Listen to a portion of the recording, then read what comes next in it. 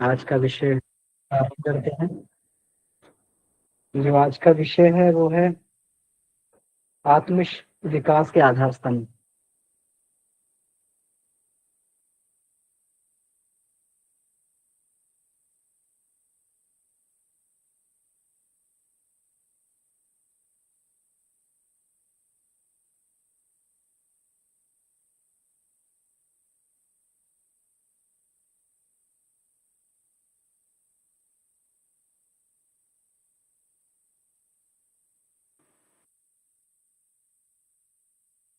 जी क्षमा करें, थोड़ा बीच में व्यवधान आ गया था। जी, आज का विषय है आत्म विकास के आधार स्तंभ। तो ये विषय थोड़ा लंबा है, तो इसको एक नए रूप से प्रस्तुत करने का प्रयास इसमें किया गया है। तो इसके सारे पॉइंट्स को, मुख्य मुख्य बिंदुओं को एक स्लाइड में कवर कर लिया गया है और उसके हिसाब से हम लोग आज इस पर चर्चा करेंगे। तो मैं सबसे पहले इसके स्लाइड को शेयर करता हूँ।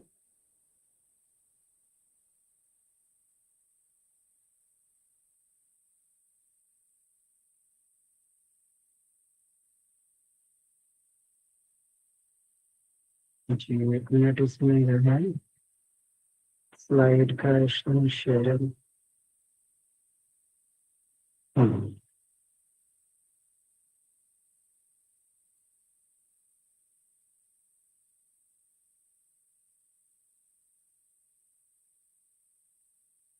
जी, तो ये आज का विषय है। तो इसको जो है अम, वाचन और सार प्रस्तुतिकरण इसको क्लब करके इसको इसकी पीपीटी बना दी है। तब हम लोग मुख्य बिंदुओं को इसमें पीपीटी में रखा है, क्योंकि विषय बहुत लंबा था तो इसको पूरा कवर करने में थोड़ा सा ये रहता है। तो आइए इसको देखें। आत्म विकास के आधार स्तंभ। तो जिस हिसाब से ये टॉपिक है, ये विषय है, तो ये बहुत महत्वपूर्ण विषय है। हम सभी लोग आत्म विकास में लगे हुए हैं, आत्म उत्कर्ष में लगे हुए हैं। तो आत्म विकास और आत्म उत्कर्ष में इसका आधार क्या है, इसको किस प्रकार से किया जाए, इसके आधार स्तंभ क्या हैं जिन पर ये हमारा आत्म विकास हो सकता है, इसका वर्णन जो इस चैप्टर में किया गया है। तो वाङ्मय नंबर 13, चेतन अचेतन एवं सुपर चेतन। जो लोग बुक को खोलना चाहें वो लोग बुक खोल सकते हैं। ये पुराने वाङ्मय में 3.19 नंबर पे दिया हुआ है और नए वाङ्मय में जिनके पास। भैया नए वाङ्मय में विषय नहीं है। अच्छा, नए वाङ्मय में नहीं है। ये बड़ा महत्वपूर्ण विषय है, पता नहीं कैसे छूटा है नए वाङ्मय में। तो ये पुराने वाङ्मय में दिया हुआ है, तो इस आधार पे हम इस पर चर्चा करते हैं। जी, तो इसमें इसका चैप्टर उसमें शेयर भी कर दिया गया है ग्रुप में, तो उसको देख सकते हैं। देखिए, सबसे पहले जो है हम लोग जिस अभियान से जुड़े हैं वो एक निर्माण अभियान है। तो अगर एक बात हम लोग रोज नारा लगाते हैं, युग निर्माण कैसे होगा, है ना, बोलते हैं व्यक्ति के निर्माण से, है ना।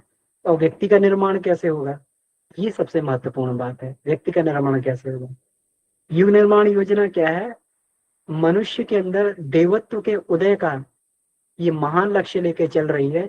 इसके लिए क्या करना होगा कि मानवीय अंतःकरण हम लोग सभी जो है इस वाङ्मय में कितनी ही बार चर्चा कर चुके हैं कि आज जो है मनुष्य के व्यक्तित्व का स्तर गिर गया है, आस्था संकट उत्पन्न हो गया है।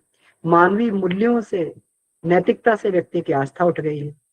व्यक्ति निकृष्टता को बड़ी सहजता से करता है और कोई अच्छा कार्य करना हो तो उस ओर उसकी प्रवृत्ति जाती नहीं है।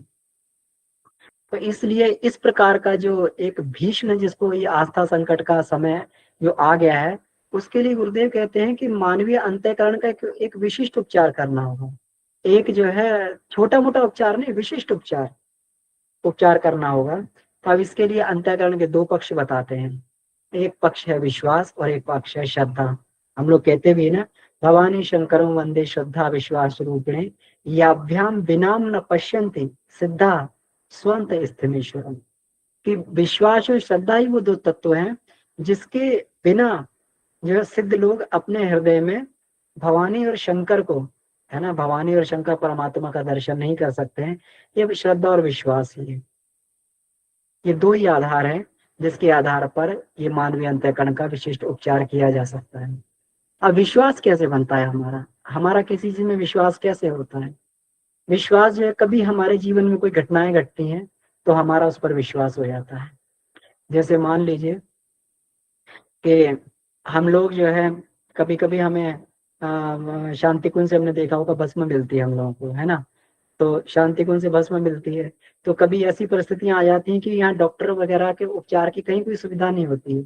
ऐसा समय होता है जब डॉक्टर के पास भी नहीं जाया जा सकता, उतना समय भी नहीं होता, या फिर अनुकूल समय नहीं होता है। तो फिर उस समय क्या करते हैं, उस भस्म को जो है, थोड़ा सा भस्म को जो है हम लोग कई बार प्रयोग करते हैं कि रोगी को दे दिया जाता है। जब दे देते हैं तो उसकी स्थिति सही भी हो जाती है। वो जो है उस जो है रोग के जो उस समय का उसका जो उसकी पीड़ा होती है, उसका पीड़ा निवारण हो जाता है। तो इस घटना से क्या है, इस घटना से हमारा विश्वास बन जाता है कि जो है ये यज्ञ की भस्म जो हमें वहां से मिलती है प्रसाद में, बड़ी प्रभावी है। या फिर नॉर्मल हम लोग यज्ञ करते हैं। तो इस तरीके से जीवन में अनेक घटनाएं हमारी घटती हैं। कभी हम लोग आपत्ति परिस्थिति में फंस गए, है ना, ईश्वर को याद किया, ईश्वर को याद किया तो अनायास एक ऐसी सहायता हमारे लिए पता नहीं कहाँ से आ गई जो संभव नहीं थी। तो क्या हुआ, एक घटना घटी और ईश्वर पे हमारा विश्वास बन गया कि ईश्वर नाम की कोई चीज है। जब हम लोग जो ये करेंगे तो ईश्वर को याद करेंगे तो ये जो है ईश्वर आए, ये विश्वास है। परिस्थितियां कभी हमारे जीवन में ऐसी बन जाती, परिस्थितियों के आधार पर विश्वास होता है, चिंतन की अनुकूलता के आधार पर भी विश्वास होता है कि जैसा जैसा हम लोग चिंतन करते चले जाते हैं उसी आधार पे हमारा विश्वास ये बन जाता है। जैसा जिस जिस डायरेक्शन में चिंतन हमारा बहने लगे, जिस दिशा में हम चिंतन अपना अनुकूल बना लेते हैं, जैसे हमने सकारात्मकता में अपना चिंतन अनुकूल बना लिया तो हमारा विश्वास जो है सकारात्मकता में होता चला जाएगा। अब देखिए इसके लिए अब यहाँ पर क्या बताया गया है कि विश्वास का निर्माण जो है, गुरुदेव इसको वैज्ञानिक व्याख्या कर रहे हैं। वैज्ञानिक व्याख्या कर रहे हैं कि विश्वास का निर्माण कहाँ से होता है, वो ज्ञान यज्ञ से होता है। और ज्ञान यज्ञ के 4 चरण होते हैं, स्वाध्याय, सत्संग, चिंतन, मनन। स्वाध्याय क्या है, अपने आप का अध्ययन। हम लोग रोज पढ़ते हैं और रोज पढ़ने के बाद में हम लोग ये महसूस करने का प्रयास करते हैं, अनुभव करने का प्रयास करते हैं कि इसमें हम कहाँ पर फिट बैठ रहे हैं, हम कहाँ पर इसमें उपस्थित है। ये स्वाध्याय है। ये हम इससे आगे हैं या हम इससे पीछे हैं, हम यहाँ पर हैं तो हमारी यात्रा आगे कहाँ पे बढ़ेगी, हमें कितना आगे जाना है, या हम कितना पीछे हैं और हमें कितना इसको यहाँ स्थिति लाने के लिए हमें कहाँ तक बढ़ना है। स्वाध्याय हुआ। सत्संग करते हैं, हमारे साथ कई वरिष्ठ, हमारे साथ कई साधक जुड़े हुए हैं। तो सभी लोग साधक हैं, सभी लोग वरिष्ठ हैं। तो उनके साथ में जुड़ने से जब उनके सत्संग का लाभ मिलता है, उनके आपसी विचार आदान प्रदान का लाभ मिलता है, तो अच्छाई में हमारा विश्वास बढ़ता है। चिंतन हम लोग करते हैं, एक एक विषय पे हम लोग चिंतन करते हैं और गहरे उतरते हैं, है ना। और मनन करते हैं। मनन का मतलब कि अब इसको प्रैक्टिकल इंप्लीमेंट कैसे किया जाए, इसको व्यवहार में कैसे लाया जाए। तो ये 4 चरण है, इसी प्रयोजन को पूरा करते हैं, इसी से जो है विश्वास का निर्माण होता है। तो हमारा विश्वास का निर्माण तो ऐसे होता है और ये चारों चरण हम लोग अपने जीवन में अभी किसी ना किसी रूप में कर रहे हैं। अब दूसरी बात आती श्रद्धा। ये अंतःकरण का दूसरा पक्ष होता है और ये विश्वास से बहुत अधिक गहरी होती है और अधिक शक्तिशाली भी होती है। हम लोग का विश्वास है, लेकिन कभी फिर भी जो है हमारे जो है ये होता है, हमारी मान्यता से, श्रद्धा की वजह से हमारा विश्वास भी कभी कभी डगमगा जाता है। क्योंकि विश्वास जो है, श्रद्धा प्रैक्टिकल से, हमारा विश्वास तो है, हमें ज्ञान तो है, लेकिन जब उसको प्रैक्टिकल किया जाता है तो वो जो है और गहरे में उतरती चली जाती है, तो हमारी श्रद्धा बन जाती है। तो ये और अधिक शक्तिशाली होती है। जो दिव्य संवेदना है, ये श्रद्धा के क्षेत्र में ही अवतरित होती है। जहां हमारी श्रद्धा रहती है, जहां हमारी श्रद्धा होती है, दिव्य संवेदना वहीं पे आती है। श्रद्धा को विकसित करना ही पड़ता है। कहते हैं ना, हम लोग ये कहते हैं, व्रतेन दीक्षा मापनोति दीक्षया आपनोति दक्षिणाम, दक्षिणाम श्रद्धा मापनोति। दक्षिणा से श्रद्धा बढ़ती है। व्रतेन दीक्षा मापनोति, जब व्रत में बनते हैं तो हमें दीक्षा मिलती, कि क्या दीक्षा मिलती, गुरु दीक्षा मिलती है कि हम गुरु के मार्ग पर चलेंगे। दीक्षा अपनोति दक्षिणा, जब गुरु के बताए आदेशों पर चलते हैं तो हमारे अंदर दक्षता आती है, योग्यता बढ़ती है। और जब हमारे अंदर योग्यता आती है तो श्रद्धा बढ़ती है। मतलब अब हमें इसका प्रैक्टिकल अनुभव हो गया तो ये श्रद्धा बढ़ जाती है। और इस श्रद्धा में ही दिव्य संवेदना अवतरित होती है, क्योंकि श्रद्धा से कम में दिव्य संवेदना अवतरित नहीं होती है। श्रद्धा को परिपक्व बनाना ही पड़ता है। ये एकलव्य की श्रद्धा ही थी कि उन्होंने धनुर्विद्या का अभ्यास करते करते जो उन्होंने गुरु की प्रतिमा के प्रति श्रद्धा, गुरु के प्रति श्रद्धा थी कि वो इतना अभ्यास करते करते अर्जुन से भी जो है वो बड़े धनुर्धर बन गए। ये श्रद्धा है, दिव्य संवेदना भाई। तो प्रेम के तत्व जैसी श्रद्धा भूमि में उपजते हैं। अगर व्यक्ति के अंदर श्रद्धा नहीं होगी तो प्रेम उसके अंदर नहीं उपजेगा। फिर ये कहते हैं ना कि जैसे बंजर भूमि में बीज नहीं उपजता है, तो वैसे ही श्रद्धा विहीन भूमि में प्रेम नहीं उपज सकता है। तो इसलिए जो है यहाँ पर और प्रेम के तत्व उपजते हैं और दृढ़ होते हैं। तो श्रद्धा की परिभाषा क्या हुई? श्रेष्ठता से असीम प्रेम, श्रेष्ठता से असीम प्रेम। और ये प्रेम जो व्यक्ति को पैदा करना पड़ता है। श्रेष्ठता से असीम प्रेम जब किया जाता है तो व्यक्ति फिर किसी चीज से घबराता नहीं है। हम लोग कई महापुरुषों के उदाहरण देखते हैं। हमारे स्वतंत्रता संग्राम सेनानी हुए, भगत सिंह हुए, श्रद्धा के प्रति असीम प्रेम था। उन्होंने फिर ये नहीं देखा, ये श्रेष्ठता के प्रति उनका असीम प्रेम था। उनको कोई भी परिस्थिति जो है कभी कठिन नहीं लगी। चाहे जेल में रहे, चाहे उनपे कोड़े बरसाते जाते रहे, चाहे कुछ भी हुआ, चाहे फांसी के फंदे पर लटक गए, क्योंकि उनका श्रेष्ठता के प्रति असीम प्रेम था, उनके अंदर वो श्रद्धा थी। अब श्रेष्ठता है क्या? अब श्रेष्ठता की उपयोगिता जो है सब लोग जानते हैं। किसी के लिए श्रेष्ठता को समझना कठिन नहीं है, उसकी उपयोगिता भी स्वीकार करना किसी को कठिन नहीं होता है। चोर भी ये चाहेगा कि मतलब चोर भी ईमानदारी के और दुराचारी भी सदाचार के सिद्धांत का समर्थन करते हैं। मतलब चोर भी ईमानदारी, दुराचार भी सदाचार के सिद्धांत का समर्थन करते हैं। मतलब चोर भी नहीं चाहेगा कि उसका साथी कभी बेईमान हो। व्यभिचारी कभी नहीं चाहेगा कि उसकी पत्नी पुत्री किसी व्यभिचारी के साथ में हो। बेईमान कभी नहीं चाहेगा कि उसका जो लेन देन बेईमान के साथ में हो, कि उसका धन, वो चाहेगा कि मेरा लेन देन हमेशा जो ईमानदार के साथ में, लेकिन खुद बेईमान रहना चाहता है। तो भ्रष्ट आचरण करने वाले भी उत्कृष्टता के समर्थक होते हैं, लेकिन अंतर केवल इतना आता है कि वो मात्र अपने लिए छूट मांगते कि मैं बेईमानी करता रहूं, मैं चोरी करता रहूं, बाकी सब मेरे साथ ईमानदार बने रहे, बाकी सब मेरे साथ सब जो है ये वफादार बने रहे, ईमानदार बने रहे, उत्कृष्टता का व्यवहार करें। लेकिन अपने लिए वो झूठ मांगता है कि मैं सबके साथ में ठगी करता रहूं, मैं सबके साथ में चोरी करता रहूं। कि फिर यही होता है, अपने छूट मांगते हैं और चाहते हैं कि उनके अतिरिक्त अन्य सभी लोग सदाचरण का व्यवहार करें। मतलब चोर यही चाहता है, बेईमान यही चाहता है, व्यभिचारी यही चाहता है कि उनको छोड़ के बाकी सब लोग सदाचरण का आचरण करें। तो अगर हर व्यक्ति अपने लिए यही छूट मांगेगा तो फिर सभी लोग छूटने के पक्ष में हो जाएंगे, तो फिर सदाचार अपनाएगा कौन? श्रेष्ठता की अवधारणा कैसे बन पड़ेगी? नहीं बन सकती। ये तो बिल्कुल वही बात हो गई कि जब एक बार जो है किसी गांव में, हम लोग कहानी सुनते होंगे कि एक बार किसी गांव में एक बड़ा भंडारा था। पूरे गांव से आह्वान किया गया कि जो सब लोग एक एक लोटा अपने घर से दूध लाए, उस हौद में डाल दें। तो हौद में डाल दें, अंधेरा हो गया। तो एक व्यक्ति ने सोचा कि अब सब लोग तो उसमें दूध डालेंगे, एक लोटा, मैं एक लोटा पानी डाल दूंगा तो मेरा कौन सा पता लगेगा। वो एक लोटा पानी भर के लाया, उसने एक लोटा पानी उसमें हौद में डाल दिया। सभी लोगों ने जो है धीरे धीरे करके अपना अपना कंट्रीब्यूशन वहां दे दिया। सुबह देखा तो उस हौद में दूध नहीं था, केवल पानी पानी था। क्या मतलब? सभी लोगों की सोच इस तरीके की बन चुकी है कि बाकी लोग तो अच्छा कर ही रहे हैं, हम एक खराब करेंगे तो कैसे, हम एक खराब करेंगे तो क्या फर्क पड़ता है। तो इस समस्या का समाधान कैसे हो सकता है? इस समस्या का समाधान जो है बुद्धि से, विश्वास से भी गहरी पर श्रद्धा के बीच में प्रवेश करना पड़ेगा। व्यक्ति के श्रद्धा के स्तर को छूना पड़ेगा, उसकी श्रद्धा के स्तर को बदलना पड़ेगा। तभी जो है इसका समाधान हो सकता है कि हर व्यक्ति श्रेष्ठता को अपनाए।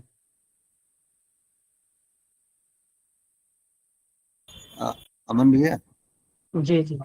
पीपीटी चला रहे हैं कि नहीं भैया? क्योंकि पीपीटी अभी चल नहीं रही थी, इसलिए बस मना मना कर। भैया अभी बदली क्या? नहीं, अभी तक नहीं बदली है। हाँ हाँ, मैं दोबारा इसको ये करता हूँ भैया। अच्छा, पीपीटी तो बदल रहे थे, लेकिन हो सकता है कोई गड़बड़ी हो रही है उसमें। आ, एक मिनट, दोबारा शेयर करते हैं।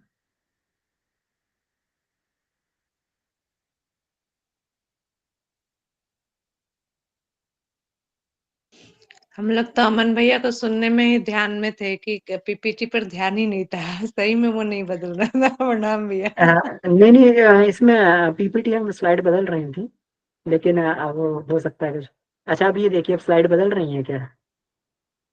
जी भैया अभी हाँ बदल भैया रहा। अभी ठीक है भैया, अभी हो अभी चेंज हाँ, हो। ये विश्वास वाले, ये वाला ये स्लाइड थी, है ना? और हम्म ये वाली, ये श्रद्धा वाली स्लाइड जो है, श्रद्धा के ऊपर ये हम्म बात करी। हम्म और यहाँ पर श्रेष्ठता की उपयोगिता पे हम लोगों ने बात की, कि हम्म मतलब चोर भी चाहता है कि उसका साथी ईमानदार हो, व्यभिचारी भी चाहता है कि वो सदाचारी, उसकी पत्नी पुत्री जो है सदाचारी के साथ नहीं विचरण करें। तो इस तरीके से ये जो है ये अवधारणा बनती है। लेकिन ये हो कैसे?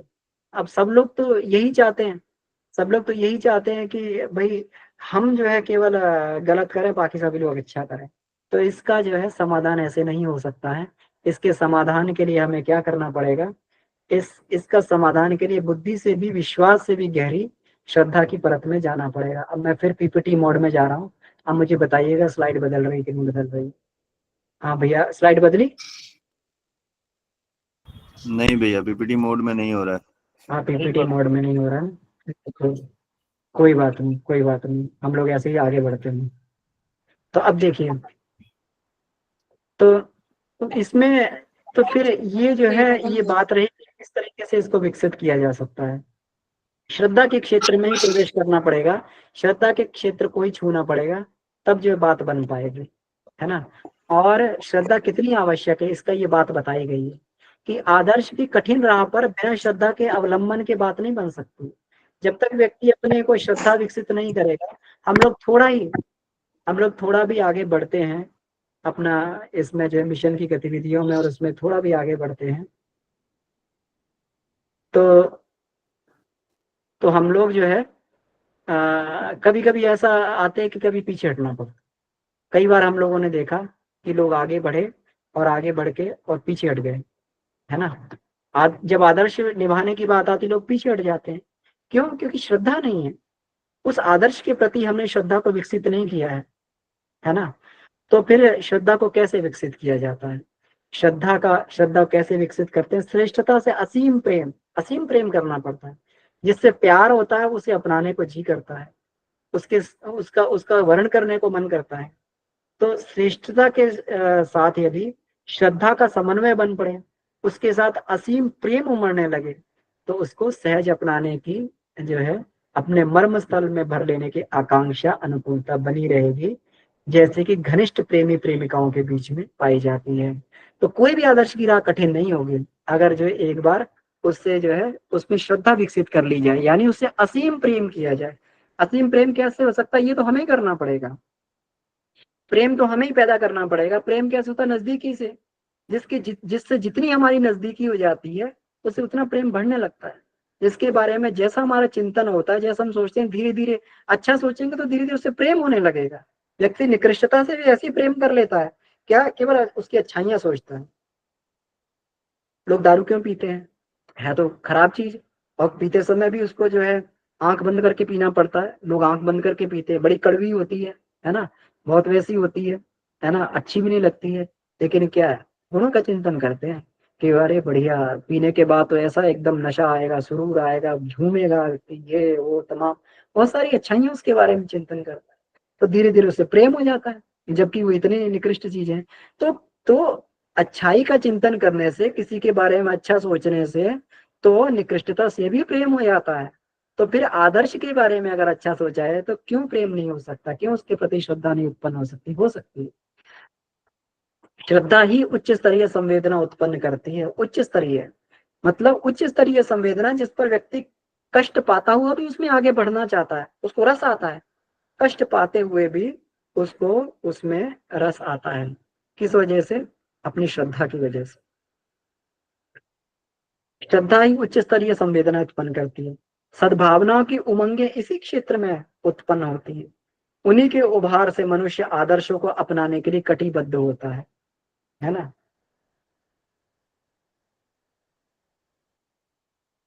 उनके लिए बड़े बड़े त्याग और बलिदान कर देता है, करने को तत्पर हो जाता है। जो कष्ट उठा से उसे जो कष्ट उठाने पड़ते हैं, उसे खुशी खुशी सहन कर लेता है। और नीति को तपश्चर्या कहा जाता है।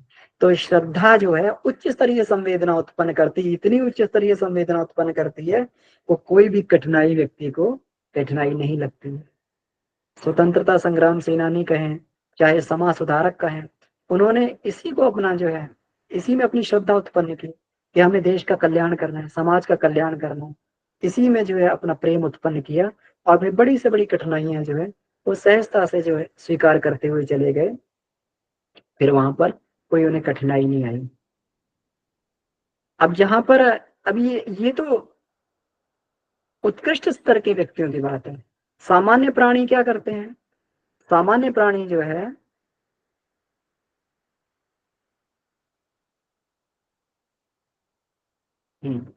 सामान्य प्राणी ये जब तक ये होता है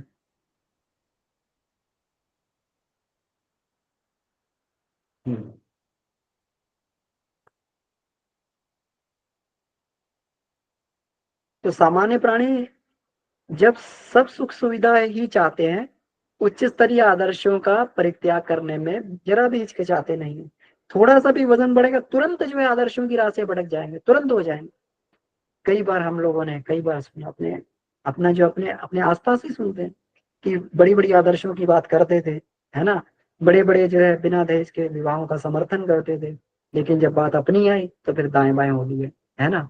तब अपनी बात नहीं चल रही, तब तो लड़के की माँ की बात चलती है, लड़के के जो है मामा की बात चलती है, दाएं बाएं हो जाता है। तो हिचकते नहीं है, तनिक भी नहीं हिचकते उच्च आदर्शों का परित्याग करने के लिए। तब श्रद्धावान व्यक्ति अपने उच्च स्तरीय भाव संवेदना से उल्लसित होकर आदर्श रक्षा को ही प्रधानता देता है और उसके लिए जो भी कष्ट सहने पड़े उन्हें सौभाग्य की तरह प्रसन्नता पूर्वक शिरोधार्य करता है। हम लोगों ने महापुरुषों की जीवनियां देखी हैं, खास करके परम पूज्य गुरुदेव की बात कहें तो उन्होंने जो है अपना जीवन कितनी कठिनाई में हर पग पग पर, चाहे स्वतंत्रता संग्राम का आंदोलन हो, कितने कष्ट सहा, कितने जो है उनके जो है वो किया, उनको जो इतना इतना जो है मारा गया, इतने डंडे बरसाए गए, बेहोश हो गए, लेकिन झंडा जो अपने मुंह में पकड़े रहे तो झंडा जो है वहां से छूट नहीं पाया। तो झंडा खींचते खींचते उनके दांतों में भी वो झंडा फंसा रहा है, इतना जो है उनका ये था, इतना उनके अंदर जोश था उसके प्रति। तो ये प्रसन्नता पूर्वक शिरोधार्य कर लेता है। यही है तपश्चर्या का विश्लेषण। तपश्चर्या इसी को कहते हैं कि आदर्शों की राह पर अगर व्यक्ति को कठिनाई सहनी पड़ती उसी को तपश्चर्या कहते हैं। अब आगे बढ़ के थोड़ा सा और इसमें देखते हैं। गीता कहते हैं श्रद्धा मयोयम पुरुषो यश श्रद्धा एव स, कि पुरुष श्रद्धामय है और जो जिसकी श्रद्धा होती है वैसा ही होता है। श्रद्धा जो है आत्मा का सबसे निकटतम आवरण होता है, यही आत्मा का जो है इसी से जो है जीव की पहचान बनती है। यह श्रद्धा सा एव सा, जैसे उसकी श्रद्धा होगी वैसे उसका जीव भाव बनता चला जाएगा, इसी प्रकार की उसकी जीव की मान्यता बनती जाएगी, वैसा ही हो जाएगा। अब ये देखिए श्रद्धा का महत्व बताते हुए श्रुति कहती है श्रद्धया सत्य माप्य थे, श्रद्धा से सत्य की प्राप्ति होती है। सत्य का मतलब क्या हुआ? अभी हम लोग बोल रहे थे ना, दक्षिणाम श्रद्धा मापनोति श्रद्धया सत्य माप्य थे, है ना। दक्षिणा से श्रद्धा बढ़ती है, श्रद्धा से सत्य की प्राप्ति होती है। मतलब सत्य मतलब ईश्वर, सत्य, वो सत्य तत्व अर्थात पर ब्रह्म ईश्वर, ईश्वर की प्राप्ति हो जाती है। सत्य अर्थात पर ब्रह्म जीवन लक्ष्य यथार्थ बोध, इसी स्थिति को जीवन मुक्ति ब्राह्मी मुक्ति कहते हैं। तो जो व्यक्तित्व की सबसे ऊपरी परत जो होती है गुण कर्म स्वभाव की होती है, ये गुण कर्म स्वभाव जो है ऊपरी परत में रहती है। इससे नीचे की परत में हमारी मान्यताएं रहती हैं, हमारी आस्थाएं रहती हैं, हमारी निष्ठा रहती है, मान्यताएं आस्थाएं निष्ठा रहती है। और सबसे नीचे परत में जो आत्मा के नजदीकी वाली परत होती है इसके पास में श्रद्धा रहती है, यही आत्मा को आच्छादित किए रहती है, यही जो आत्मा को जीवात्मा बनने के लिए बाध्य करती है कि मेरे बारे में मान्यता क्या है, मेरी श्रद्धा क्या है, मैं किस चीज को चाहता हूँ। तो ये अंतिम गहन पर जो श्रद्धा ही होती है, इसे ही आत्मा को आत्मा का अति सघन स्तर कहते हैं। उसी ढांचे में जीव की मूल प्रवृत्ति ढलती है और उसका उत्कृष्ट या निकृष्ट स्तर विनिर्मित होता है। वो जैसा भी है जो भी है ना, ये श्रद्धा सा ये वैसा, जो जैसा है जिसकी जैसी श्रद्धा वैसा ही बन जाता है। चोर की श्रद्धा चोरी में है तो वो चोरी से असीम प्रेम करता तो चोर बन जाता है। और अगर जो है ईमानदारी की जो है उसकी असीम प्रेम ईमानदारी, तो कितना भी कठिनाई सहते हुए अपने जीवन में ईमानदारी को नहीं छोड़ता है, तो ईमानदार कहलाता है। तो ये आत्मा के सबसे नजदीकी आवरण है। इसीलिए इस आवरण को, इसी श्रद्धा को जो है ये बनाने की बात की गई है, श्रद्धा को विकसित करने की ही बात इसमें की गई है। और श्रद्धा को विकसित कैसे किया जा सकता है? आदर्शों के प्रति असीम प्रेम से, असीम प्रेम से इसको पैदा करना पड़ता। अब देखिए यहाँ पे श्रद्धा कैसे विकसित की जाती है, इसका उपाय गुरुदेव ने दे दिया है। श्रद्धा का उत्पादन, अभिवर्धन ईश्वरीय उपासना से है। प्रारंभिक उपासना तो हम लोग जप ध्यान के माध्यम से करते हैं। ये ईश्वर भक्ति के लिए किए गए भावनात्मक पुरुषार्थ को उपासना कहते हैं। भावनात्मक पुरुषार्थ है ये केवल माला जपना नहीं है, ये केवल वो नहीं है, भावनात्मक व्यायाम है। ये हमारे निकृष्ट भावों को सद्भावना में बदलने का व्यायाम है। वहां बैठ के हम लोग यही कहते हैं कि हे भगवान, हमारी निकृष्टता को समाप्त कर, हमें सद्ज्ञान दें, हमें सद्बुद्धि दें। भावनात्मक पुरुषार्थ करना पड़ता, अपने भावों को बदलना पड़ता है। हम लोग यज्ञ करते तो भगवान से क्या प्रार्थना करते हैं? यज्ञ रूप प्रभु हमारे भाव उज्ज्वल कीजिए, है ना, भाव उज्ज्वल करते हैं। ये पूरा का पूरा जो यज्ञ वाला है, ये है, उसमें यज्ञ भावना को उत्पन्न करने की प्रयास किया जाता है, त्याग की भावना को उत्पन्न करने का प्रयास किया जाता है। इसी को भावनात्मक पुरुषार्थ को उपासना बोलते हैं। उपासना को ही आत्मिक प्रगति का विशेष व्यायाम कहते हैं, विशेष व्यायाम आत्मिक प्रगति का। तो जिसको भी आत्मिक प्रगति करनी है, जीवन में उपासना जरूर करनी चाहिए। इसके सहारे क्या है? हाँ, जन सत्ता को ब्रह्म सत्ता से जुड़ने, अभिष्ट आदान प्रदान करने का पथ प्रशस्त होता है। यहीं से जो है व्यक्ति परमात्मा से जुड़ता है। अंतःकरण के इसी मर्म स्थल की प्रगति आत्मशक्ति के रूप में प्रकट होती है। यही भावनात्मक जो हमारा पुरुषार्थ है, यही धीरे धीरे यही मर्म स्थल जो है आत्मशक्ति के रूप में प्रकट होने लगता है। यही वह सामर्थ्य है जिसके सहारे व्यक्ति आत्मबल संपन्न बनता है और अपनी प्राण ऊर्जा संपर्क से क्षेत्र को, सुवस्थित वातावरण को प्रभावित करता है। यहीं से व्यक्ति को आत्मबल मिलता है। ये भावनात्मक पुरुषार्थ से ही आत्मबल मिलता है। शारीरिक व्यायाम से शारीरिक बल मिलता है, तो भावनात्मक उपासनात्मक प्रयास से व्यक्ति को आत्मबल संपन्न होता है। उपासना का आरंभ पूजा पाठ से, जब ध्यान से होता है, लेकिन जैसे जैसे विकसित होता है तो इसका विकसित स्वरूप योग और तप है। उपासना हमारी योग और तप में परिवर्तित हो जानी चाहिए। इसी को कहते हैं गायत्री की उच्च स्तरीय साधना। हम लोग जप किया, हम लोगों ने उपासना की, ध्यान किया, लेकिन उसके बाद में योग की श्रेणी में आना पड़ता है। योग मतलब अब अपने आप को ईश्वर से जोड़ देना।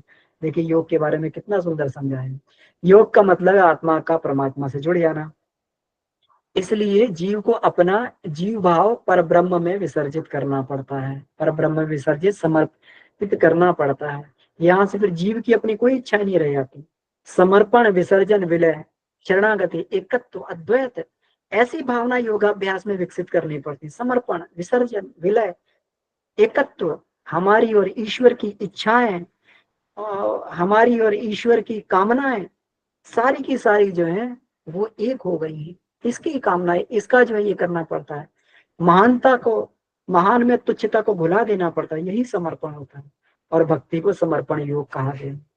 ईश्वर को श्रेष्ठता का समुद्र माना गया और व्यक्तिवादी अहंता की बूंद की तरह घुला दिया जाता है। मतलब जैसे बूंद समुद्र में पड़कर अपने आप को विसर्जित कर देती है, उसी प्रकार अपनी व्यक्तिगत अहंता को फिर ये भुला दिया जाता है। तभी कहा जाता है कि जब मैं था तब हरि नहीं, अब हरि है मैं नहीं। आत्मिक शांति प्राप्त करने के लिए पूजा पाठ से आगे बढ़ते बढ़ते प्रभु समर्पित बनना पड़ता है। तब प्रभु की इच्छाओं का ही पालन करना पड़ता है। अपनी व्यक्तिगत स्वार्थपूर्ण इच्छाओं को छोड़ना पड़ता है। अपने चिंतन क्रियाकलाप का सारा ढांचा इसी आधार पे बनाना पड़ता है। हम गुरुदेव को मानते हैं तो गुरुदेव की इच्छाओं को कितना पूरा करना, गुरुदेव ने हमसे क्या कहा था, गुरुदेव ने हमसे कितना समय मांगा, गुरुदेव ने हमसे क्या करने को कहा था, क्या हम करते हैं? नहीं करते तो इसका मतलब गुरु के प्रति हमारा पूर्ण समर्पण नहीं है। और यहीं से जो प्रचंड आत्मशक्ति का उद्गम होता है। जब राम प्रसाद बिस्मिल को फांसी दी जा रही थी, उनके अंतःकरण से शब्द मिले। और समर्पण की कितनी बढ़िया परिभाषा है ये अद्वैत की कितनी बढ़िया परिभाषा है। मालिक तेरी रजा रहे और तू ही तू रहे, बाकी ना मैं रहूं ना मेरी आरज़ू रहे।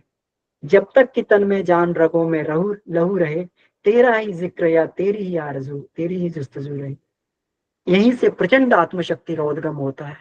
इन लोगों को प्रचंड आत्मबल मिलता था, आत्मशक्ति मिलती थी, अपने समर्पण से ही मिलती थी, जिससे ये विराट जो है ब्रह्मांड में संव्याप्त ब्राह्मी चेतना का अति महत्वपूर्ण अभिवर्षण साधक के ऊपर होने लगता है, बरसने लगती है शक्ति साधक के ऊपर आत्मशक्ति। और यहीं से व्यक्ति आत्मशक्ति संपन्न बनता है। सर्वोपरि सामर्थ्य इसे ही कहा गया है।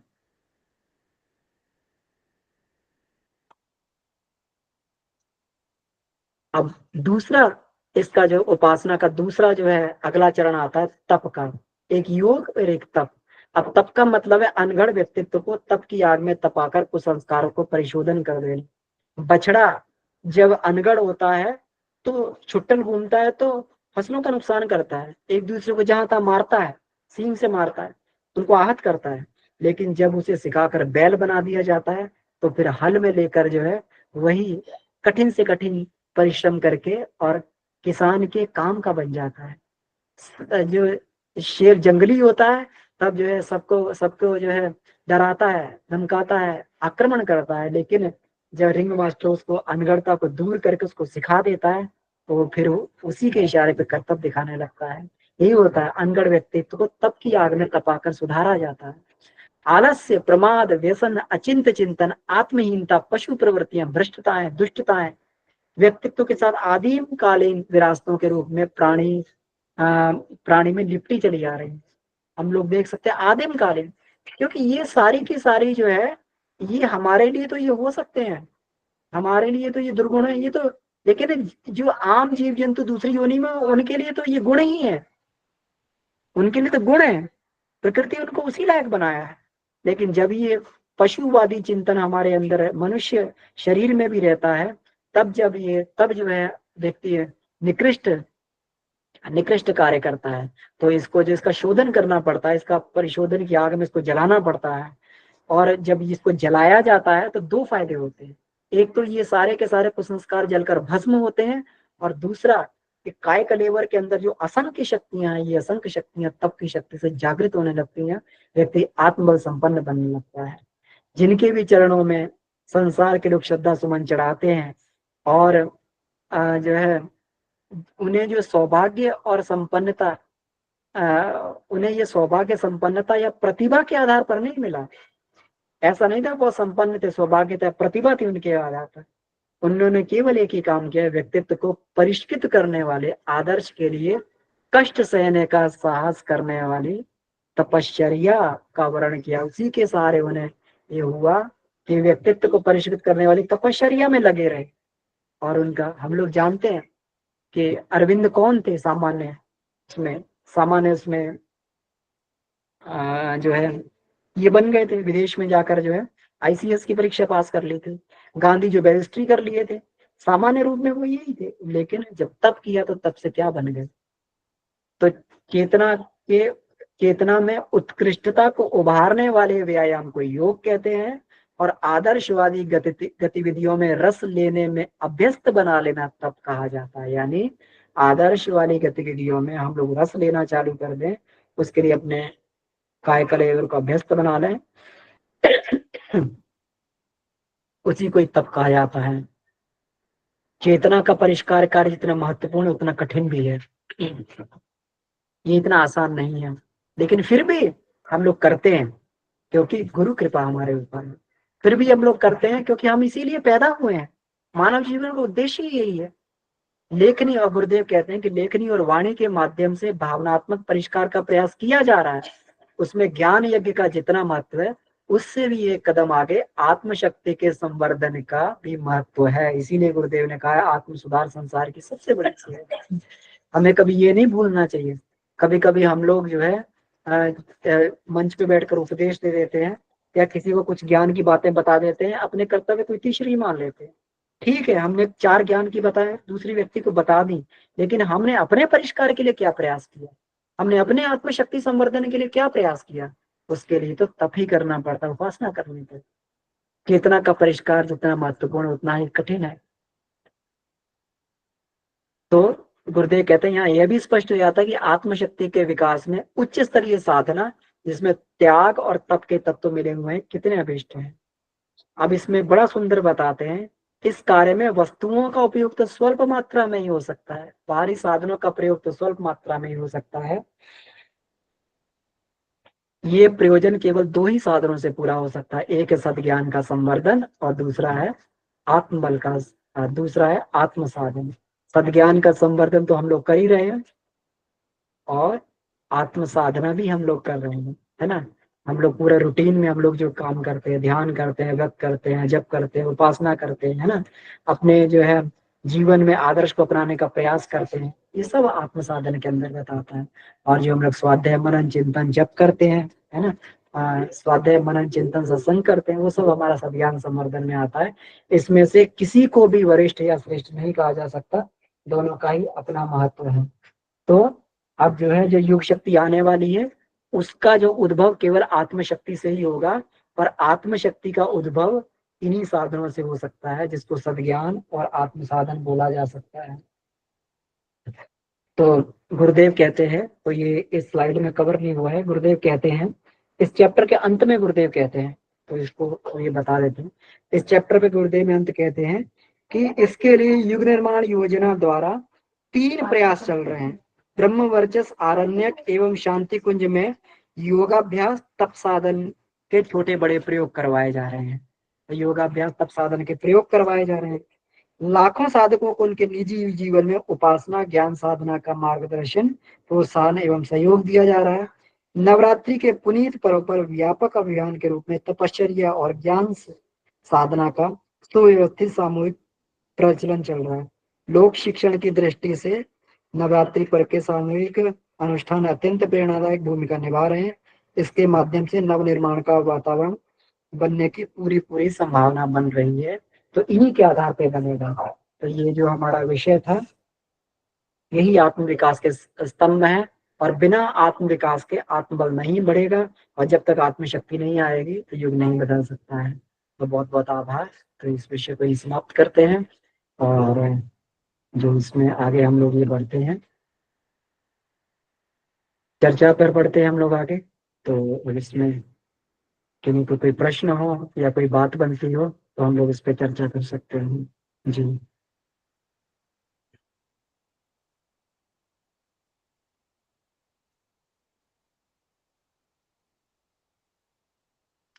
प्रणाम भैया।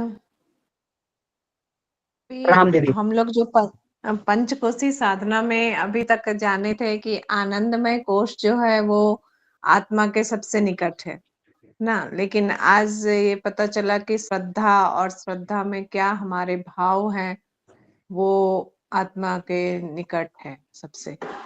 तो इसको थोड़ा सा और एक्सप्लेन करना है भैया प्लीज। हाँ दीदी, देखिए आनंद एक आवरण है ना।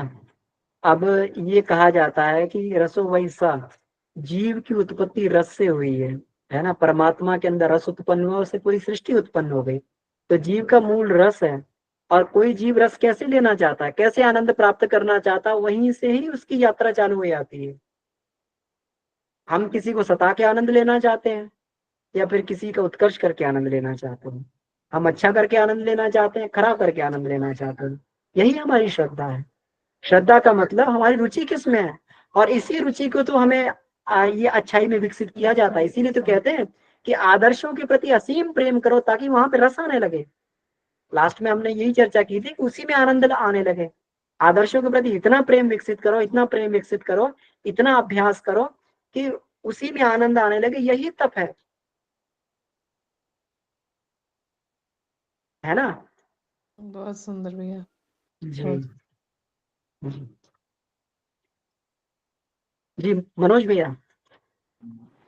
जी भैया प्रणाम सभी को। प्रणाम। भैया इसमें जो आपने आज बताया तो मुझे लगा कि जैसे कारण शरीर जो है भावना प्रधान है, तो उसी को अगर सही कर ले तो सब सही हो जाएगा, क्योंकि विचार और क्रिया जो है शरीर उसी से आधारित है। तो हमें तो कारण शरीर पर ज्यादा काम करना चाहिए भैया।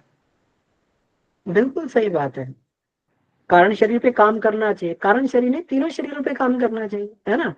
हम लोग जो है कभी कभी जो है ये करते हैं, लेकिन अपन जब गायत्री साधना करते हैं तीनों शरीरों पे, गुरुदेव ने तीनों शरीरों को विकसित करने की बात कही सही है, ना। लेकिन कारण शरीर का जो महत्व भैया ज्यादा इसमें है।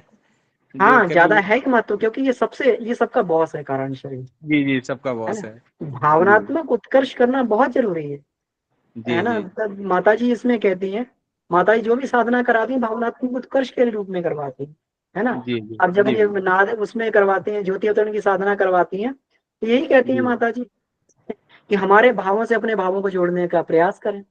जिस जी प्रकार हमने अपने इष्ट के प्रति समर्पण किया, आप भी वैसा ही सोचें, वो आपके जी रोम रोम में प्रवाहित हो रही है जी ना। और जो हम ये नाद की साधना करते हैं, नाद में भी माता जी यही कहती है, नाद के जी अंदर भाव संवेदना जगाने की क्षमता है। जीवन की जी संवेदना सूख जाने पर जीवन नीरस हो जाता है, संवेदनाएं जी जाग जाए तो मनुष्य भगवान के बीच दिव्य आदान प्रदान होने लगता है। तो ये जी जी कारण शरीर ही भगवान के अवतरण का केंद्र है। तो भावनात्मक उत्कर्ष तो हमें करना ही पड़ता है, जी और यही उपासना से होता है। जी जी धन्यवाद भैया। इसीलिए उपासना जीवन की अनिवार्य आवश्यकता है। गुरुदेव ने इसीलिए कहा है कि उपासना के बिना भोजन नहीं और स्वाध्याय के बिना शयन नहीं। जी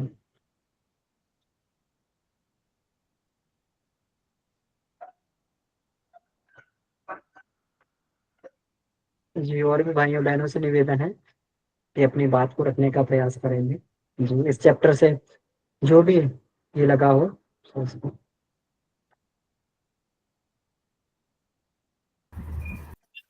प्रणाम भैया।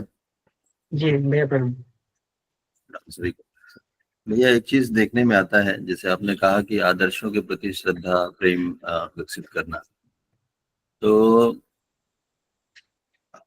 आज ही हम लोग को भैया, हम लोग इस स्वाध्याय में चाहे ऐसा समूह या उस पर चिंतन लगातार होते होते उसके प्रति वो हो पा रहा है, लेकिन जब कोई किन्हीं चीजों को लेके जब हम अपने परिवार में ही, जैसे कई बार आपने भी कहा कि सबसे ज्यादा हम लोगों को जो संघर्ष आता है वो अपनों प्रियजनों से ज्यादा आता है जो अपने पास है। तो जो जो आज का वातावरण है उसमें इतने वो लोग रचे चुके हैं कि इस चीज को समझ ही नहीं पाते, इन उद्देश्यों को वो या तो उसे वो काल्पनिक समझने लगते हैं या वो, तो फिर ऐसे में होता है क्या भैया कि लगता है कि नहीं अपनी राह जो है अकेले चलने की है और ज्यादा उससे नहीं है। तो कहीं ऐसा तो मतलब ऐसा कभी कभी फील होता है कि ठीक है उद्देश्यों के प्रति तो अपना बहुत पकड़ हो गया है, लेकिन कहीं ना कहीं जो है अपने संबंधी और उनके जो भी दुख सुख या जो भी परिस्थितियां हैं,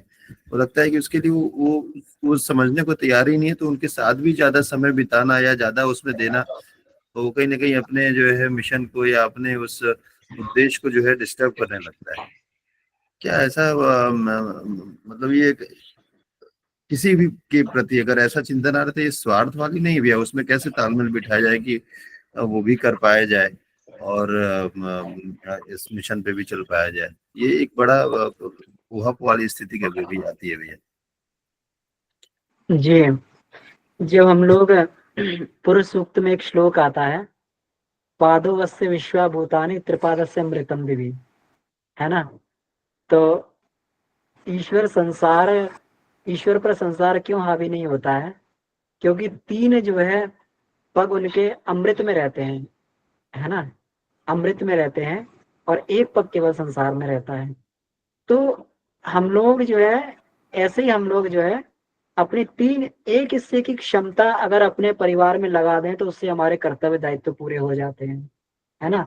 बाकी तीन हिस्से की क्षमताएं हम लोग अपने वास्तविक उद्देश्य को पूरा करने में लगाएं, जो हमें ईश्वर ने दिया है, कार्य दिया है, अपना उद्धार और संसार का उद्धार, है ना।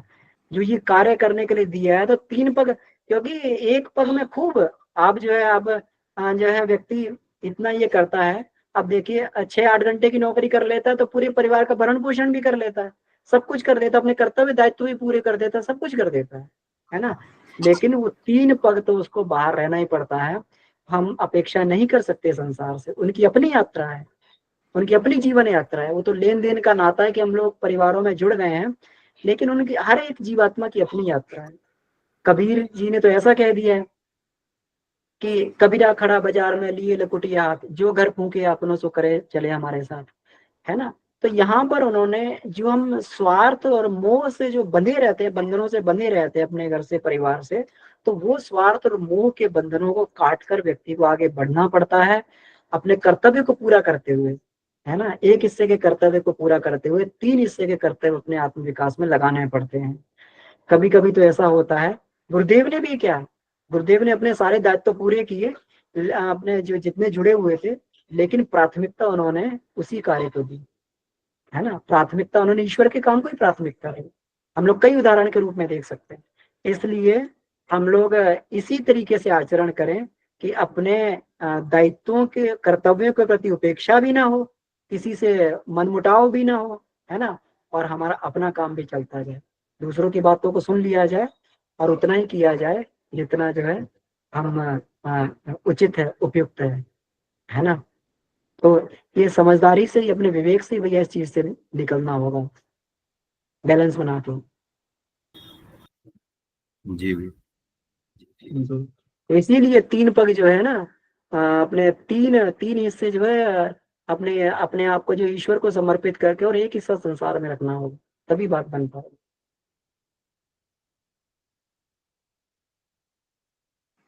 जी भैया अच्छा। हाँ, मोहन भैया कुछ कहना चाह रहे हैं। हाँ भैया, मैं ये कहना चाह रहा था, जो आपने बताया है, जो प्रसन्न भैया का सवाल है ना आदर्शों के लिए जो है, तो उसमें भैया आदर्शों को जो है हम सिद्धांत को ही, मतलब सिद्धांत को ही आदर्श माना जाए, तो भैया ये जो है इसमें यहाँ भी कंफ्यूज होना होता है, हो जाता है कि आदर्श अलग है, सिद्धांत अलग है।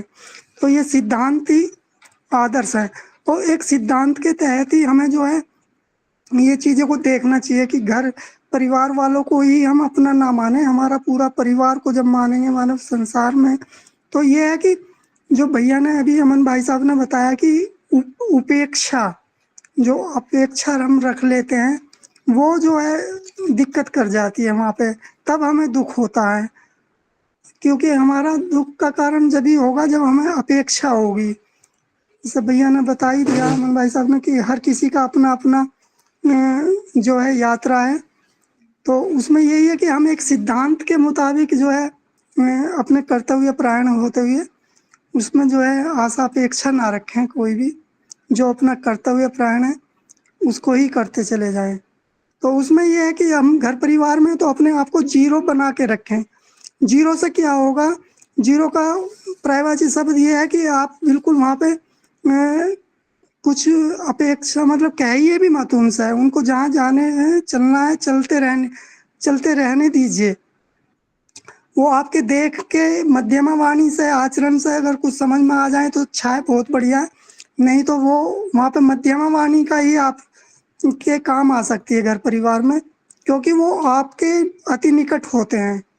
तो वहाँ पे क्या है कि जो अति निकट होते हैं तो वो एक साथ रहने में ये है कि दोष दर्शन बहुत जल्दी होते रहते हैं। ये एक सिद्धांत भी है कि जहाँ आप आओ तो ये दोष दर्शन वाला भी जो है साथ में चलता रहता है। तो वहाँ पे अगर हम बिल्कुल अपने को जीरो मान के चलेंगे तो वो फिर कभी हमें जो है दुख भी नहीं होगा और उसका लाभ भी मिलेगा और उनको भी मिलेगा फिर, जब हमारा बैलेंस बिल्कुल जीरो की अपेक्षा में होगा। जी भैया इतना ही कहना था। जी भैया बहुत सुंदर। मनोज भी आपका हैंड रेस था, कुछ कहना चाह रहे थे।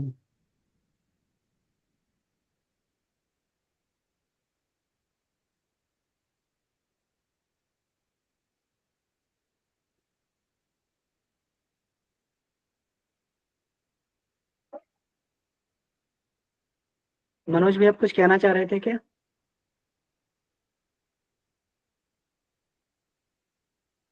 ठीक है, तो गोकुल जी भाई साहब है, मेरा निवेदन है गोकुल जी भाई साहब से कि उनका भी हमें जो है इस पर विचार प्राप्त हो। जी गोकुल जी भाई साहब, अगर स्थिति में हो भाई साहब जी। ये पहले तो क्षमा इसलिए कि आज व्यस्तता बहुत ज्यादा रही बाहर घर से, इसलिए पूरा पढ़ नहीं पाया और काफी लेट थी इसका ज्वाइन भी कर पाया मैं, उसी में फिर फोन आ गया तो फिर निकलना पड़ा। पर तो इसमें जो बात समझ में आई कि जो इसका टाइटल है आत्म विकास के आधार स्तंभ, और जो आधार स्तंभ इसमें दिए हैं गुरुदेव ने, वो जैसे यान यज्ञ के 4 चरण स्वाध्याय, सत्संग, चिंतन और मनन के रूप में श्रद्धा और विश्वास के साथ में अंतःकरण का, और अंतःकरण का एक पक्ष विश्वास और दूसरा उसका ज्ञान पक्ष जो श्रद्धा के साथ में बढ़ा हुआ है। इन दोनों चीज को विकसित करने के लिए जो भी आपने बात कही, जिस समय मैं थोड़ा ज्वाइन किया था, मुझे बहुत अच्छा लगा वो उपासना की जब आप बात बता रहे थे। तो बात बहुत सही है कि हम लोग उपासना का कर्मकांड तो हमारा होता है, पर वो उपासना का भाव नहीं होने के कारण, उसका जो भाव, योग का भाव न होने के कारण वो हमारा समर्पण में परिवर्तित नहीं हो पाता। बस अगर मैं देखें तो मैं आप जो बात कर रहे थे तो मैं ही सोच रहा था कि उपासना का कर्मकांड तो कोई भी ऐसा व्यक्ति नहीं है जो न करता होगा, चाहे वो मिशन से जुड़ा हो, न जुड़ा हो, जिस भी धर्म से जुड़ा हुआ है, वो अपने अपने तरीके से उपासना का कर्मकांड तो करता है। लेकिन योग का दर्शन नहीं होने के कारण वह उस उपलब्धि को नहीं पा पाता है जिसके लिए की बात शास्त्र ने कही है। तो ये एक ही लाइन अपने आप में मतलब सोचने विचारने के लिए बहुत आगे है कि कम से कम शब्दों से तो इतना कम से बोलना शुरू करने की, अपने लिए कुछ भी मांगना बंद कर। जब आप कह रहे थे तो मैं ये सोच रहा था कि अब से ये करना चाहिए कि अपने लिए कुछ भी ना मांगना चाहिए भगवान से। हम लोग कई बार अपनी आपत्तियों के लिए भी ईश्वर से प्रार्थना कर लेते हैं कि ये संकट है भगवान, इसको विश्वास भी होता है दूर करेंगे और प्रार्थना भी करते हैं। अगर विश्वास है तो प्रार्थना की जरूरत नहीं। यहाँ आपका आपने जिस बात पर रखा, मैं जितनी सी बात सुना उस बीच में एक फोन आ गया था तो मुझे फिर होना पड़ा। तो ये भी एक टास्क है, जैसे हम लोग फिजिकल एक्सरसाइज करते हैं, योग व्यायाम की, वैसे आध्यात्मिक व्यायाम की है कि अपने लिए कुछ ना मांगेंगे, जो होगा सो तुम्हारी मर्जी, हम मांगेंगे नहीं। अब तुमको जिस परिस्थिति में रखना रख लो, उठाना उठाओ, पटकना पटको, जब तुम पर भरोसा है तो फिर है, जब सौंप दिया है तो सौंप दिया, अब तुम समझो तुम्हारा। शुरुआत में शायद शाब्दिक स्थिति पे होगा और धीरे धीरे वो शब्द से मन में और मन से भाव के अंदर में आता चला जाएगा। ऐसा मुझे लगता है कि ये बात तो आज मैं ज्यादा नहीं पढ़ पाया, इसलिए जितना पढ़ा उतनी ही बात रखना चाहता हूँ भैया। प्रणाम। बहुत सुंदर भाई साहब, बहुत ही आपने जो वजनदार बातें कही है, इसको शब्द से विचार में लाया जाए और विचार से भाव में परिवर्तित किया जाए। और यही होता है कि हम दिमाग में जो है तरह तरह के तथ्य प्रमाणों से फिर इसको जो है धीरे धीरे भाव के अंदर उतारते हैं। और वास्तव में जो है ये भावनात्मक व्यायाम हमारा धीरे धीरे हमारे मानवीय उत्कर्ष का कारण भी बन जाता है। बहुत सुंदर भाई साहब, बहुत बढ़िया। इसी के हिसाब से हमारी श्रद्धा विकसित होती चली जाती है। जी, बहुत बहुत आभार आपका। और भी कोई साधक भाई बहन जो है अपनी बात को इसमें रखना चाहें, कोई प्रश्न बनता हो तो ये कर सकते हैं। जी,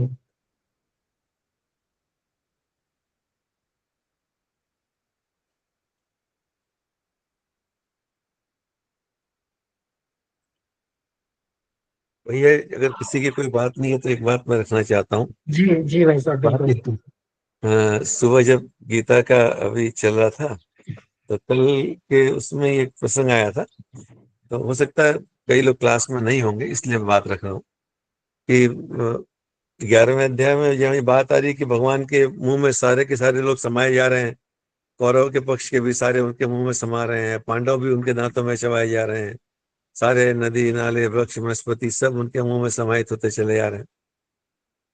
तो मैंने उस समय बाबूजी से प्रश्न किया कि जब सब जा रहे थे तो पांडव क्यों नहीं जा रहे थे, उसमें पांडवों का नाम क्यों नहीं आया? तो था तो बाल सुलभ प्रश्न, पर बाबूजी ने उसका उत्तर बड़ा शानदार दिया। उन्होंने ये कहा कि परित्राणाय साधूनाम विनाशाय दुष्कृताम, तो साधुओं का परित्राण भी करना था, तो कुछ बीज भगवान बचा के रखना चाहते। वो बीज अगर नहीं बचे रहेंगे तो आगे का समय कैसे चलेगा? तो इसलिए ऐसे बीजों को बचा के रखना पड़ता है। जैसा भगवान मनु भी जब आए तो अपने मत्स्य उसमें जब पूरा प्रलय के अंदर में आए तो मानवता के बीज को बचा के रखने थे। तो जब वो ये बात कह रहे थे तब एक लगा कि ये एक तो टारगेट भी हो गया कि अपने आप को हम उन बीजों के रूप में विकसित कर लें, तब भगवान भी परित्राणाय साधु नाम के लिए बाध्य है। अगर हम बीज के रूप में विकसित नहीं हो पाएंगे तो अपना उसी मुंह में भौतिक देह तो सभी उसके मुंह में जाना है, बात आध्यात्मिक स्तर की हो रही है, चेतनात्मक स्तर की, कि उस स्थिति में ही वो बात बड़ी अच्छी होगी कि बाकी सबको क्यों नहीं, उनको क्यों नहीं हजम कर। तो ये बात अच्छी आई थी तो मैं इसलिए कह दिया कि ताकि सबको कह दूंगा तो मुझको वापस याद हो जाएगी बात कहने में, अपना भी स्वार्थ था मेरा। ये बात मुझे उनकी बात से लगा कि टारगेट मिल गया कि उस बीज के रूप में डेवलप करें। गुरुदेव भी अपने अंतिम संदेश में ये लिखे कि 80 वर्ष ब्रह्म कमल के रूप में जीवन यापन किया। और वो ये गीत है, मुझे बहुत अच्छा लगता है वो गीत। उसमें गुरुदेव लिखते हैं कि कहीं ना ऐसा हो पछता हूं क्यों कर कमल खिलाया, कि उसमें में गीत लाइन ये आती है कि पड़े न रह जाएं मेरे में ये बीज बिन बोए। तो जब वो बात पढ़ रहे थे तो उसके साथ लिंक मिला, तो उपासना का टारगेट भी उसके साथ में मिल गया कि उन बीजों के रूप में हम अपने आप को विकसित कर लें, जिसके लिए कि हमारे भगवान गुरुदेव हम लोग से ही चाहते थे। समय था तो मतलब बात रख देता हूँ थोड़ी सी। बिल्कुल भाई साहब, बिल्कुल। ये बहुत महान लक्ष्य है ये, कि अपने आप को हम जो है ईश्वर की इच्छा अनुसार विकसित कर पाए, उस बीज के रूप में विकसित कर पाए। ये बहुत सुंदर बात आपने ये बताई। और गुरुदेव की पीड़ा भी थी, जो आपने बताया अभी, कि जो ब्रह्म कमल उन्होंने खिलाया था और जो कलेजे में अपने बीज को ढोया उन्होंने, तो बस यही था कि वो भूमि उनको मिले कि वो जो है बीजों को विकसित किया जा सके। तो बिल्कुल सही बात है, हमें अपना चिंतन चरित्र व्यवहार जो है प्रयास यही हो उपासना में भी, उस तरीके से हमारा बनता हुआ विकसित होता हुआ चला जाए। जी, अभी 2 मिनट का समय है, तो कोई और जी भाई बहन भैया अपनी बात। प्रणाम। आदि प्रणाम जी। जो गोकुल भैया ने बात की है, अंत में गुरुदेव ने भी यही कहा है कि दीपक जलने के लिए भी बत्ती और घी डालकर तैयार रखना है। तो जिसकी साधना चली रही है, और जैसे भाई साहब ने कहा कि जब बीज एक दो भी बन जाएंगे तो वो जलाने के काम आएगा, क्योंकि एक जलेगा तभी दूसरा जलेगा। तो अंत में गुरुदेव ने इसका समाधान भी इसी रूप में दिया कि हम इस चीज को फसल तैयार करने के लिए, तो यही क्रियाएं चल रही हैं। और जैसा गुरुदेव ने कल कहा था कि हमें पूर्ण विश्वास है गुरुदेव पर, ये युग परिवर्तन की बेला आ रही है, हम अपने कर्म में लगे रहें। जी धन्यवाद। गोकुल भाई सबको प्रणाम, सभी को प्रणाम। और गीता सुनकर तो आजकल बिल्कुल जैसे होता है ना, मौन आ गया है। ये जैसे गोकुल भाई सब ने कहा, या सब कुछ स्पष्ट है, बस कर्म में ही उतरना है।